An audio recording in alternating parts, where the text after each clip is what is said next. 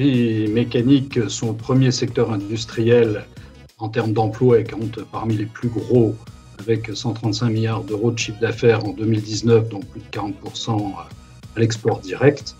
Globalement, le secteur mécanicien se portait bien avant la crise Covid. Le CA du secteur avait progressé de 8% en 2018 et puis 2% en 2019, même si l'activité en fait s'était un peu essoufflée au cours du second semestre 2019, essentiellement du fait de difficultés naissantes rencontrées à l'exportation.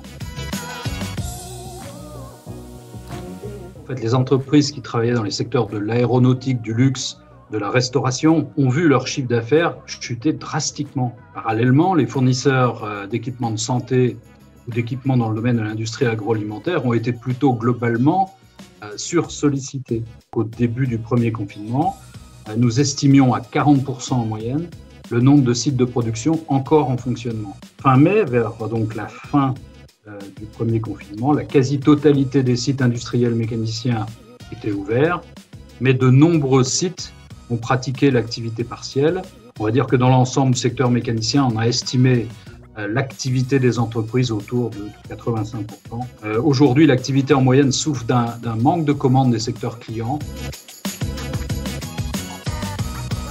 Nous pouvons affirmer que les mesures gouvernementales, en particulier les mesures financières comme le PGE, le prêt garanti par l'État, les reports d'échéances de contributions sociales et financières, ont été globalement beaucoup appréciés par les entreprises et ont été efficaces.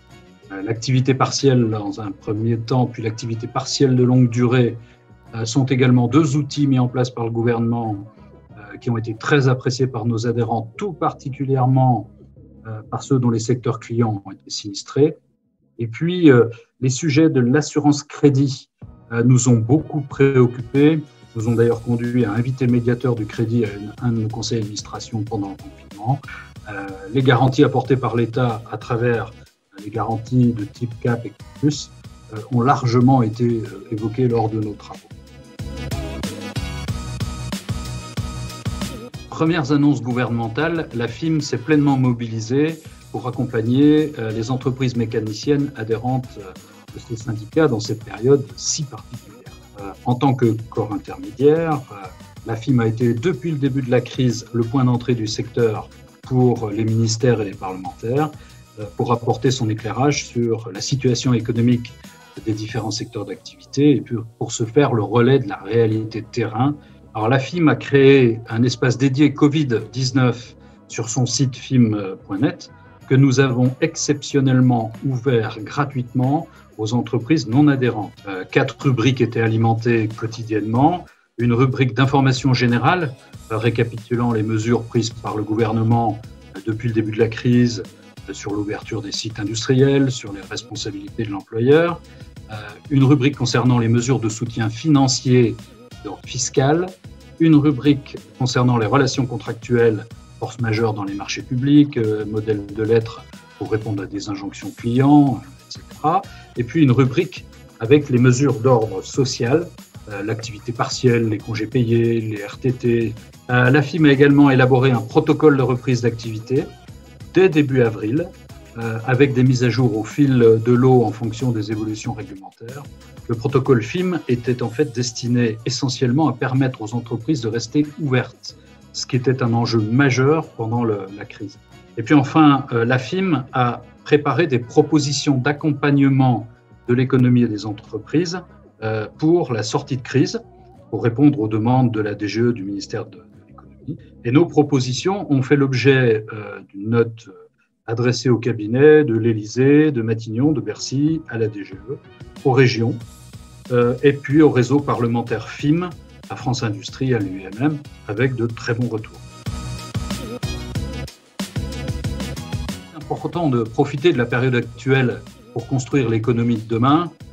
Les propositions de la puissance publique vont dans le bon sens, que ce soit pour ce qui concerne les impôts de production, pour sujet sur lesquels la FIM se bat depuis des années, que sur les outils destinés à la reprise des activités industrielles comme le plan France Relance.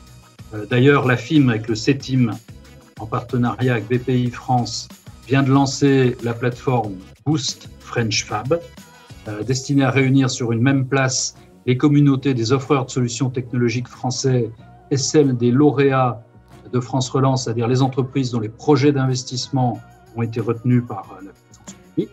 Alors, il faut encore accélérer. La France a besoin d'une politique industrielle forte permettant la relocalisation de certaines activités économiques sur le territoire.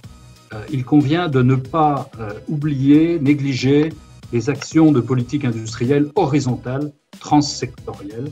Elles permettent de conforter à court et moyen terme toutes les ETI et les PME qui sont les acteurs au quotidien dans nos territoires et les partenaires au quotidien des filières verticales.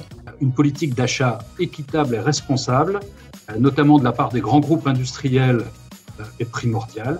Et donc, nous vivons une réelle opportunité pour requalifier les méthodes d'achat, pour passer vers des critères plus globaux d'achat responsable, intégrant qualité, délai et coût complet. Le respect de l'environnement est également un critère à prendre en compte. Et c'est le moment ou jamais de redévelopper l'activité industrielle en France. Le nouveau monde a l'air d'avoir du mal à s'installer et éliminer l'ancien pour de nombreux industriels mécaniciens. Tout ne change pas. Mais cependant, la crise Covid nous a montré que de nouveaux modes de fonctionnement permettaient de renforcer l'efficacité de nos organisations. La transition numérique ne se joue pas uniquement à travers les visioconf et les webinaires. L'intelligence artificielle, la cybersécurité et l'Internet des objets pénètrent au cœur de nos entreprises et révolutionnent les approches technologiques et les approches produits. La FIM accompagne beaucoup d'entreprises adhérentes sur ces nouveaux sujets. Je signale que le CETIM également. La transition écologique est elle aussi en train de prendre une place très importante. Alors pour les entreprises mécaniciennes, cela se joue à deux niveaux.